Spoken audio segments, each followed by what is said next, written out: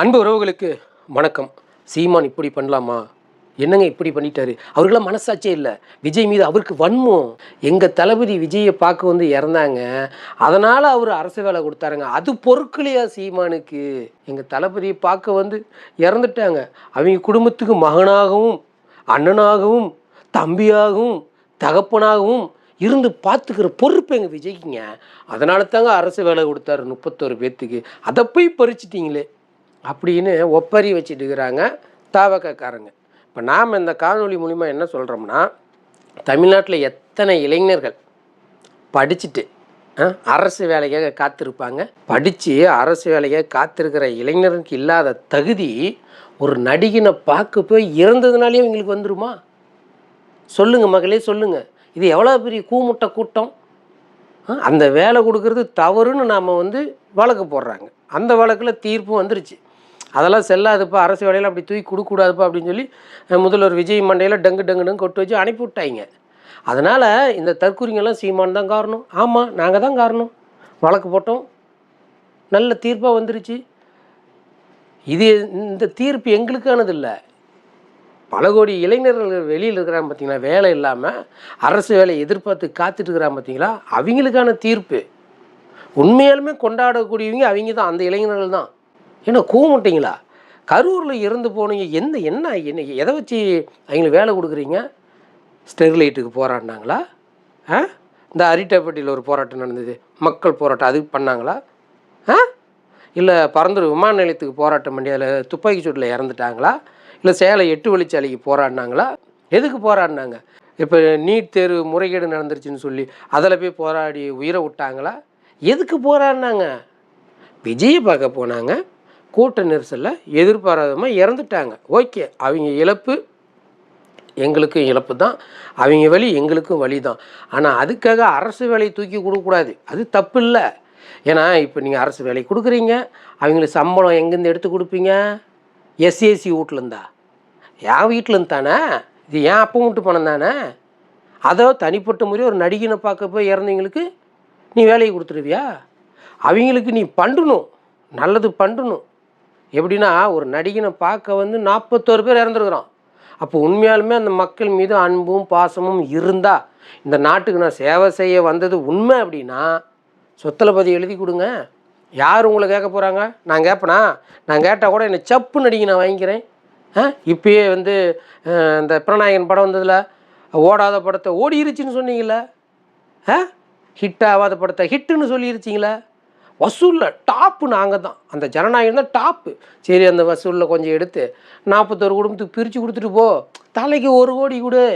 ஏன்னா உங்கள் விஜய் தான் வந்து 250 கோடி விட்டுட்டு வராருங்க, உச்சத்தை விட்டுட்டு வராருங்க. அவர் பார்க்காத பணமாங்க, அவர்லாம் வந்து மக்களுக்கு சேவை செய்ய வராருங்க. அவர் பாக்கெட்லேருந்து எடுத்து கொடுக்கத்தாங்க வராரு. கொடுப்பா. கரூரில் 41 பேர் இருந்தாங்கள்ல, குடும்பத்துக்கு 1 கோடி கொடுப்பாரு. ஊரா விட்டு நெல் ஸ்வீட்டு. ஏன் அப்போ விட்டு போனோம்? எங்கள் அப்போ விட்டு போனோம், ஏன் பணம் நான் வரி கட்டுறேன்.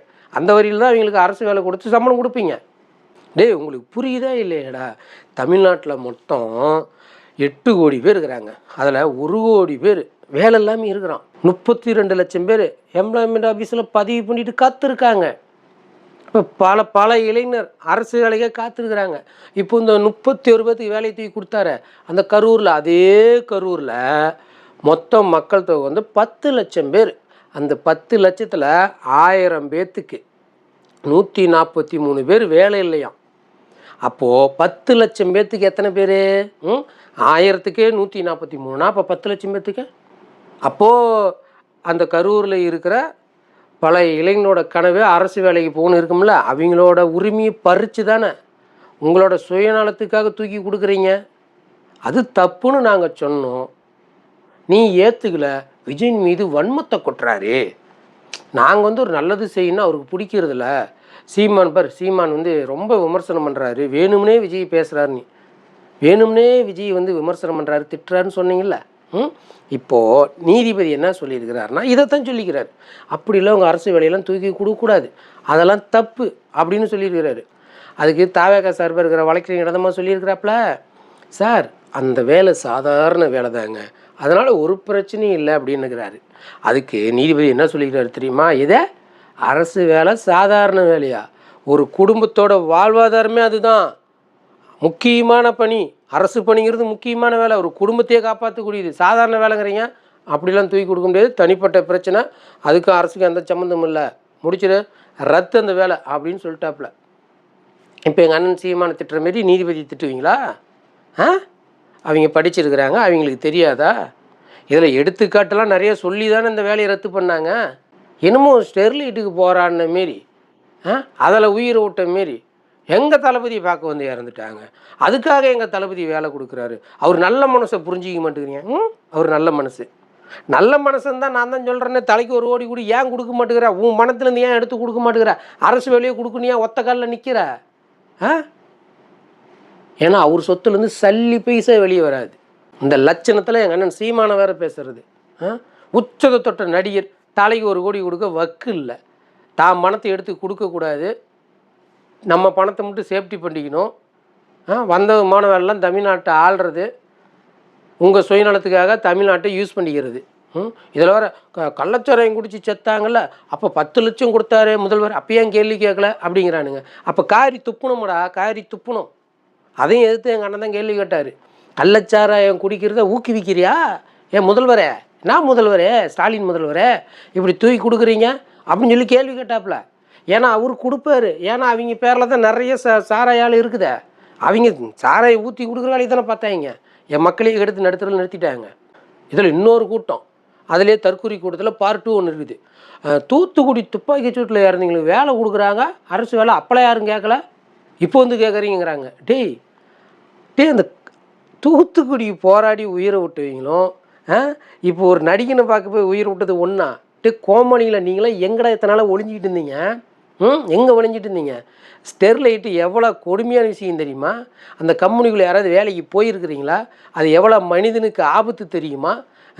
அதில் 5 நிமிஷம் அந்த ஸ்டெர்லைட்டுக்குள்ளே இருக்க முடியாது உங்களால். கம்பெனியோட நுழைவாயிலில் காலை வச்சதுலேருந்து சரியாக 2 மணி நேரத்தில் உங்கள் தொண்டையில் புண்ணு வந்துடும், எச்சி முழுங்க முடியாது, உங்கள் நுரையீரலெல்லாம் கருப்பு கருப்பாக ஆயிரும். ஏன்னா அவ்வளோ டஸ்ட்டு, அங்கே வேலை செய்கிறதே கொடுமை. அப்போ அப்படியாப்பட்ட அந்த கம்பெனி அது இருக்கிற வட்டாரத்தில் சுற்றுச்சூழலை நல்லபடியாக பார்த்துக்குமா? அங்கே கண்ணு கட்டின தோறும் எந்த ஒரு செடியும் இருக்காது, புரியுதா? அதில் அதிகமாக இருக்கிறதே விவசாயம் முள்ளு தான். தண்ணி கெட்டுப்போச்சு. அந்த தொழிற்சாலையை சுற்றி இருக்கிற குடும்பங்கள் எல்லாத்துக்குமே புற்றுநோய். அங்கே சில குழந்தைங்கள்லாம் ஊனமாக பிறக்குது. இதுக்கு யார் காரணம்? அந்த கம்பெனியை உள்ளே கொண்டாந்த தமிழ்நாடு அரசு காரணம். அந்த அரசை எதிர்த்து தான் போராட்டம் பண்ணாங்க. அப்போது கண்மூடித்தனமாக போராட்டம் செய்யக்கூடிய மக்களை சுட்டு கொன்னாங்க. அதுவும் இந்த அரசாங்கம் தான். அரசாங்கம் பண்ண தவறு, சுட்டு கொண்டுட்டாங்க. அவங்களுக்கு வேலை கொடுக்குறது நியாயம் இருக்குதுடா. ஸ்டெர்லைட் எவ்வளோ பேராபத்துன்னு உங்களுக்கு தெரியுமா? உங்களுக்கு எங்கே தெரிய போகுது? நீங்கள் நாளைக்கு வந்து என்ன பண்ணுவீங்கன்னா, விஜய் படத்தில் போய் கூட்ட நெரிசல் மாற்றி செத்தா கூட அரசு வேலை அப்படின்னு தூக்கி கொடுத்துருவீங்க. கொடுத்தாலும் கொடுப்பீங்க. நீங்கள் அப்படி ஆளுங்க தானே. எதோட போய் முடிச்சு போடுறான் பாருங்கள். தூத்துக்குடி துப்பாக்கி சூட்டில் இறந்தவங்களுக்கு அரசு வேலை கொடுத்ததும், கரூரில் கூட்ட நெரிசல் நடிகனை பார்க்க போய் இறந்ததுக்கு அரசு வேலை கொடுத்ததும் ஒன்றா. அது அப்படி தான் நம்ம பார்க்கணுமா? ஏன்னா நம்ம பைத்தியக்காரன் இல்லை, இவனுக்கு விவரமான ஆளுங்க. கூமுட்டைங்களா என்ன? கொஞ்சம் மனசு தான் உங்களுக்கு கேட்காது. ஐயோ, நாம் தமிழர் கட்சி வந்து ஆட்டத்திலேயே இல்லை, நாம் தமிழர் கட்சி வந்து ஒரு 0 கட்சின்னும். இப்போ யார் 0ன்னு நம்மளுக்கே தெரியுதுப்பா. இருந்தாலும் வெளியில் காட்டிக்கிறது இல்லை. நாங்கள் பெரிய ஆள் அப்படின்னு காட்டுற மாதிரி அண்ணன் சீமானை வந்து சீண்டிக்கிறானுங்க. 0 சொன்னீங்க. உங்கள் ஹீரோவை அடிச்சு அடியில் 0 ஆயிட்டாரா? நாங்கள் 0வாடா. எங்கள் அண்ணன் எப்பயுமே மக்களின் முதல்வர், மக்கள் தலைவன்டா. மக்களுக்கு ஒன்று அவர் தான் நிற்பார். கடைசி வரல இந்த கரூரில் 37 பேர் பிடிச்சிட்டே தொங்குங்க.